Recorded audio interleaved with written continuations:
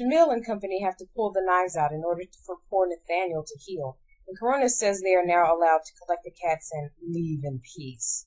Anita is understandably pissed the hell off at the peace bit, and makes a pretty awesome speech about how she's also taking the Swan Main women that snakes have tied up. Why? Why do you care? Why? Partly because I just don't like you. Partly because I want you dead and can't do that tonight according to lycanthrope law. So I'll cheat you out of your prize. That will have to suffice. But don't ever, ever get in my way again, because I will kill you, Coronas. I will kill you. In fact, I'd enjoy killing you. I don't like you. You I don't like. You are stupid. Stupid, stupid, stupid little man. Coronas does not take this well because he's scared shitless, and so his people attack them again, and Anita gets knocked out in a vicious scuffle. She has a series of dreams and slips in and out of consciousness before finally waking up in a big pile of naked people. Well, at least she knows who all of them are.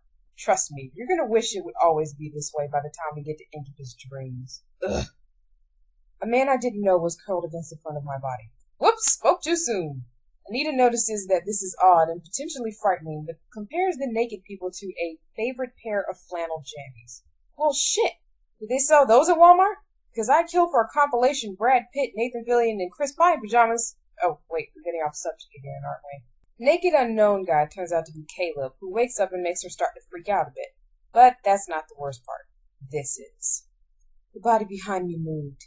His face rolls over my shoulder, long hair spilling to one side of his face in thick mass that was so sleep-tussled I couldn't tell if it was waves or curls, only that it was a dark, rich brown, darker than the first man's, almost brunette. His face was too triangular, almost too delicate, crossing that line into androgyny. The nose perky, a little less than perfect. His mouth wide, bottom lip thick and pouting. It was a sensual face, but it was the eyes that made the face, or ruined it. The first thought was that his eyes were yellow, but there was a thick ring of gray-green around the pupil. The overall effect was a deep golden yellow-green, set in a tanned face. They weren't human eyes, and don't ask me how I knew, but they weren't wolf eyes either. I'm Michael Callahan.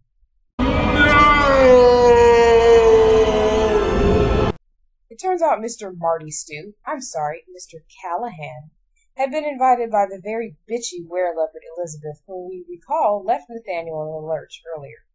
Anita gets pissed off about this fact, but Micah explains that he didn't know that their part had a Nimmerot, or he wouldn't have shown up since he's the Nimmeraj of another clan called Man-Eaters.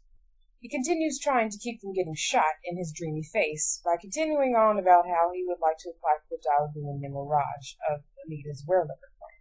She's not so hot on the idea, and he notices how badly hurt her left arm is and offers to heal it. She doesn't trust him, so he brings in his bodyguard Meryl and some of Anita's people in to prove himself true. Sherry and Nathaniel come in just as Anita's arm starts acting up and explain what calling the flesh is to her. This basically means he can heal any person in his part with touch. So Micah does the touchy-feely thing, and just as he's about to finish, Anita's powers freak out and she feels Jean-Claude's power going through her as a channel. She and Micah make an agreement that she gets blood to feed the hunger she'd gotten from Jean-Claude, and he would get the power he should.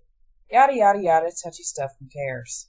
You just blah blah gay sex, blah blah Congress. You know you gotta be interesting. She cleans off in the shower, and Cherry, Nathaniel, Zane, and Micah later come in to tell her the doctors are worried she may have contracted lycanthropy from the fight earlier when Gregory had intervened and accidentally slashed her. Anita's disbelieving until she gets some sort of blood test, but Cherry says it wouldn't show up anywhere from 72 hours to 8 days. Still, that's the least of Anita's worries because Jean-Claude is in jail because the cops saw him carrying her bloody body out of the club. And Richard went apeshit when he found out Anita might become a were-leopard and ran off with Gregory.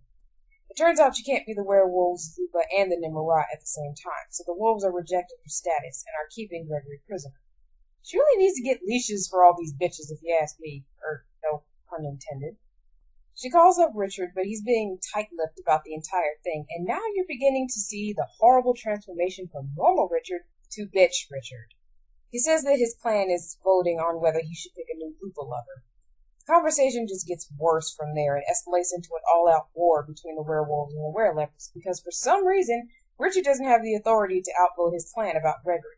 Nor does he seem to want to, because he thinks Gregory might have clawed her on purpose so she would be the Nimmeraj. They spend no less than 9 pages arguing about this before Richard puts a werewolf named Jacob on the phone. Jacob is in charge of the test Anita will have to pass in order to petition for Gregory's life. Bitch move, Ricky! But on the upside, we do get to end Chapter 10 on a pretty kick-ass note. You'll kill me even if I try to save him. Really try and save your leopard, but fail. You'll still kill me. Yes. Cold bitch. Sticks and stones will break your bones, but failure will get you killed. Call me, Jacob. Make it soon. I hung up the phone. Woo! After all that posturing and nonsense, we actually got a decent line. You get to see just how nutty things get from here in the next installment of Snark Theater.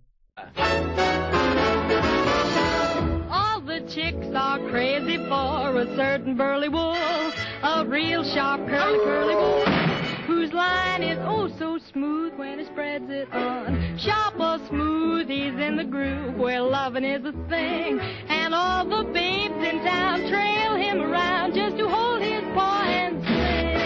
Oh, Wolfie, ain't you the one? Oh, Wolfie, ain't we got fun? You send the shivers up my spine, and when you're near, I just can't sit still a minute. Coronis does not take this well because he's scared shitless, and so what the fuck was it? I'm apparently Jar Jar Binks.